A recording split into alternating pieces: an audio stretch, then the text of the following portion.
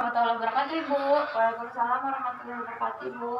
Baik Ibu, sebelumnya di sini perkenalkan nama saya Bidan Diana. Saya bertugas pada pagi hari ini di dalam ruangan ini.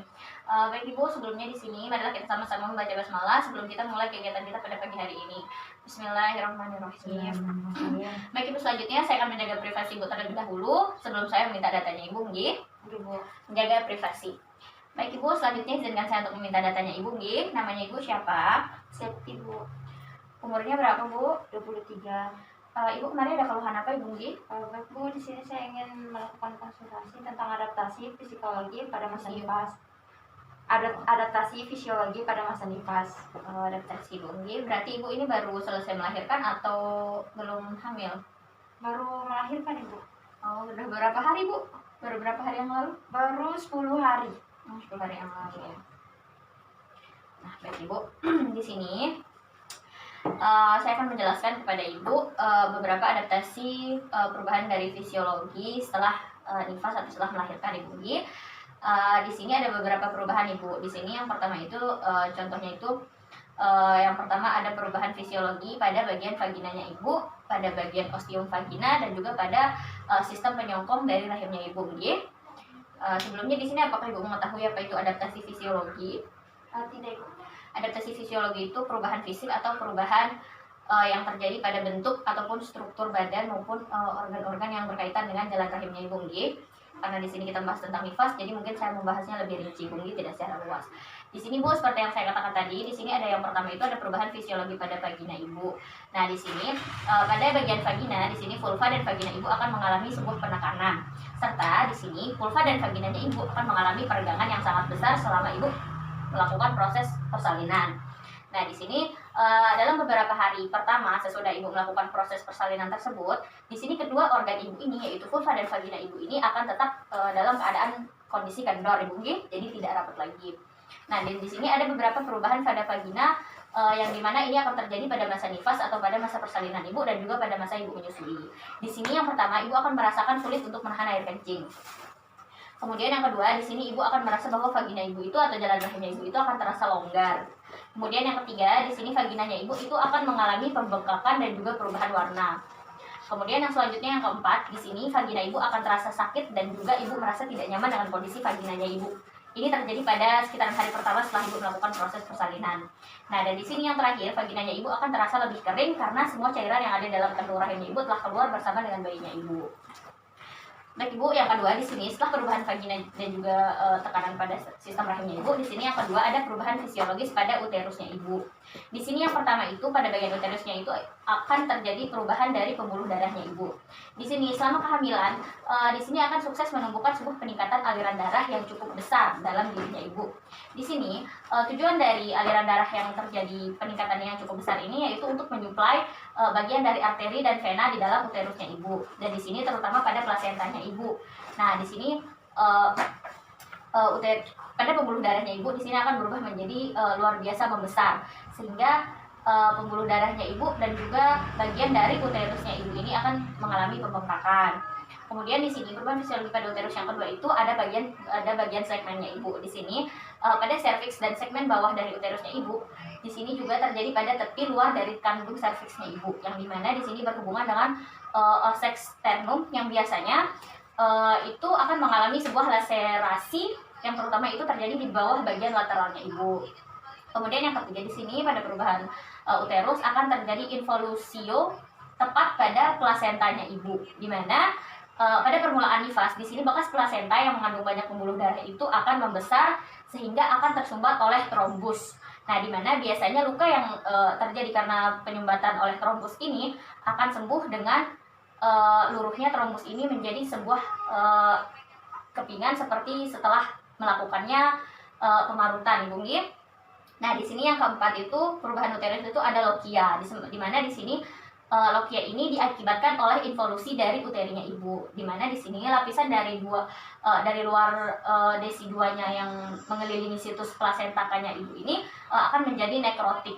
Nah, di mana desiduanya Ibu ini akan mati dan akan keluar bersama dengan sisa-sisa cairan yang ada di dalam kandung rahimnya Ibu. Nah, kemudian di sini yang kelima pada perubahan uterus itu ada subinvolusi.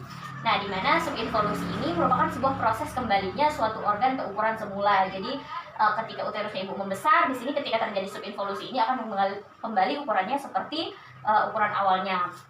Nah, kemudian di sini ada yang terakhir pada perubahan uterus ini ada perdarahan pada postpartum. Nah, atau disebut juga dengan postpartum hemorrhage atau PPH. Mungkin ini merupakan sebuah perdarahan yang terjadi dengan jumlah 500 ml atau lebih dari jalan lahir dalam persalinannya ibu. Nah, di sini pendarahan postpartum ini akan terjadi spontan ketika pervaginaannya ibu telah mencapai kala 3 atau setelah plasenta pada rahimnya ibu itu keluar, atau sekitaran bisa terjadi 500 hingga 1000 ml pada ketika persalinan sesar ibu. Jadi ketika normal itu pendarahan postpartum ini hanya berjumlah 500 ml, namun ketika sesar bisa jadi ini jumlahnya 1000 ml ibu.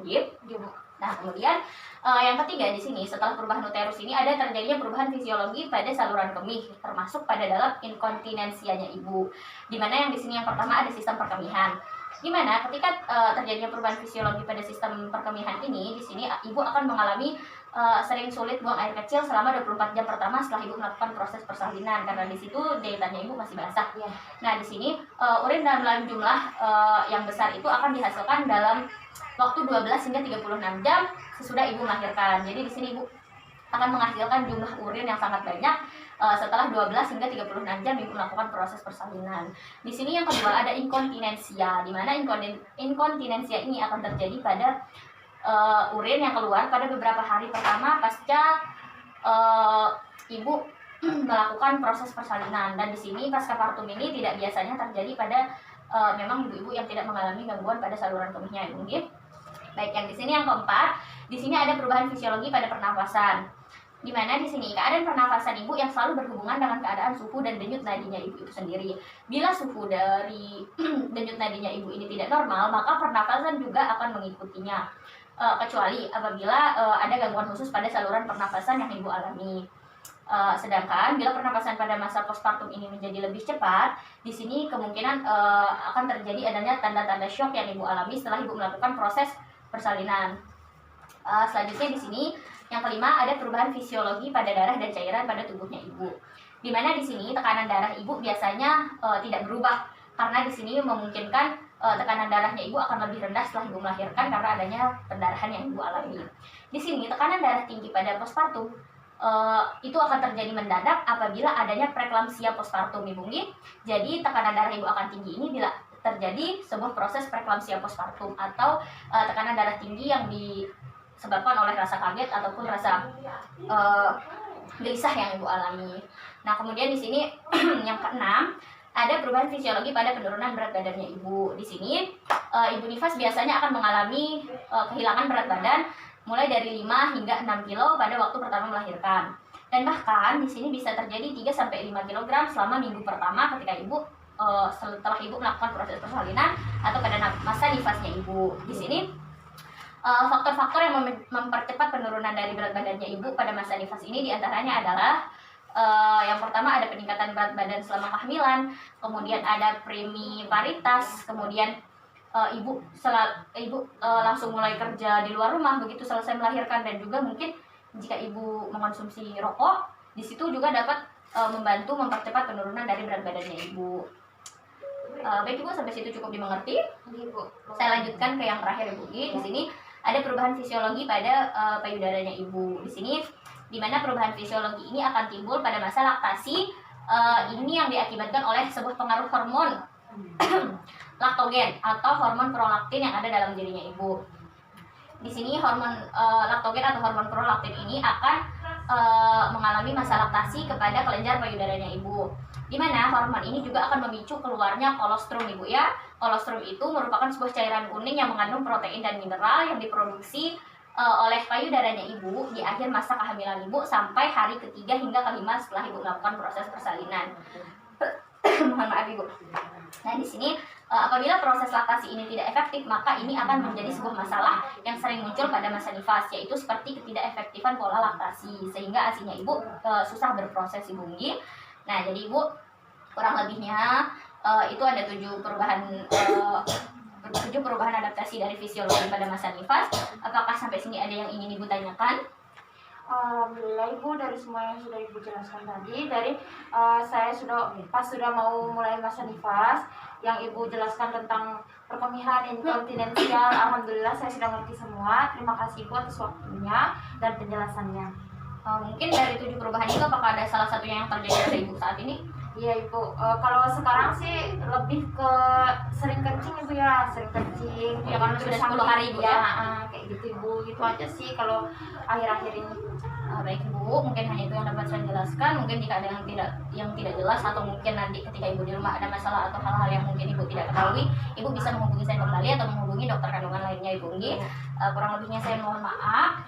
Sebelumnya di sini mari kita sama-sama membaca alhamdulillah setelah kita melakukan proses konseling ini Bu Nggi.